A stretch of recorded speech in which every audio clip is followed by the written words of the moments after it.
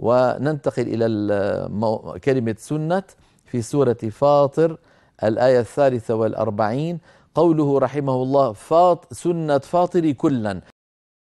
ما معنى كلا؟ لأن كلمة سنة أيها الإخوة كما نرى الآن أمامنا على اللوحة جاءت في الآية 43 3 مرات، وكل هذه المرات الثلاث تاؤها مبسوطة.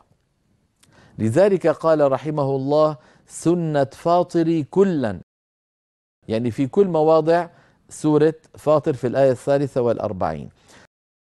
فهل ينظرون إلا سنة الأولين فلن تجد لسنة الله تبديلا ولن تجد لسنة الله تحويلا.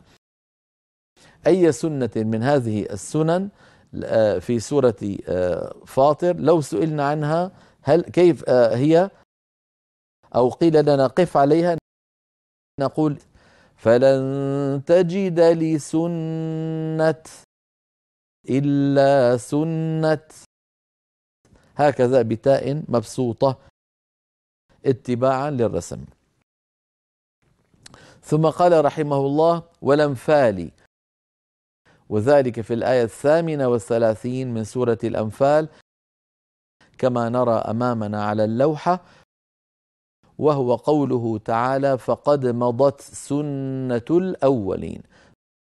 فقد مضت سنة الأولين، سنة الأولين مضاف ومضاف إليه. فلو اضطررنا أو سئلنا كيف نقف عليها نقول فقد مضت سنة، هكذا بتاء مبسوطة.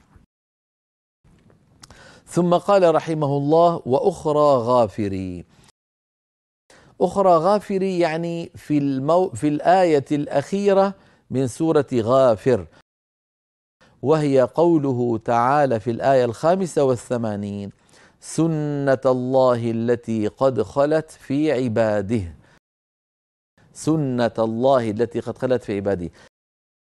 قد يظن الناظر في البيت قوله أخرى غافري يعني هناك واحدة أخرى في سورة غافر في أول السورة. ليس الأمر كذلك أيها الإخوة. في غافر موضع واحد جاءت فيه كلمة سنة، وهو في الآية الأخيرة منها. فقوله رحمه الله وأخرى غافر فقط لبيان الموضع، ليس معنى هذا أنها في الآية الأخيرة من السورة، ليس معنى هذا أن هناك أكثر من سنة في سورة غافر والمبسوط منها هو الموضع الأخير. ليس الأمر كذلك.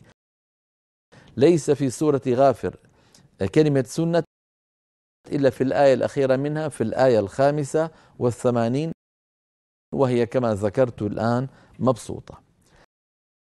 هذا ما يتعلق بالبيت 98.